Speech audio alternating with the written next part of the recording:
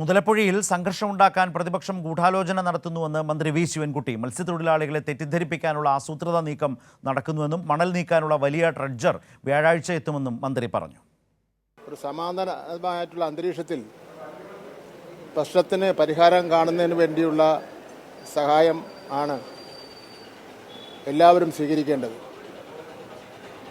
എന്നാൽ പ്രശ്നത്തിന് പരിഹാരം കാണാൻ പാടില്ല എന്നും ഒരു കലാപ പ്രദേശമായി മാറണമെന്നുള്ള നിലപാടാണ് UDF സ്വീകരിച്ചിരിക്കുന്നത്. ഗവൺമെൻറ് ഇക്കാര്യത്തിൽ തുറന്ന മനസ്സോടുകൂടിയുള്ള സമീപനമാണ് സ്വീകരിച്ചിരിക്കുന്നത്. കഴിഞ്ഞ 20 വർഷത്തിന് ശേഷം ആദ്യമായിട്ടാണ് ഈ മണ്ണ് ഇങ്ങനെ കൂടി വരുന്ന സാഹചര്യം ഉണ്ടായിട്ടുള്ളത്. അപ്പോൾ മണ്ണ് വളരെ വേഗതയിൽ മാറ്റുന്നതിന് വേണ്ടി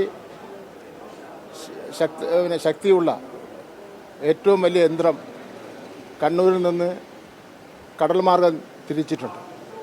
അത് ഏതാനും ദിവസത്തിനുള്ളിൽ തന്നെ എത്തിച്ചേരും.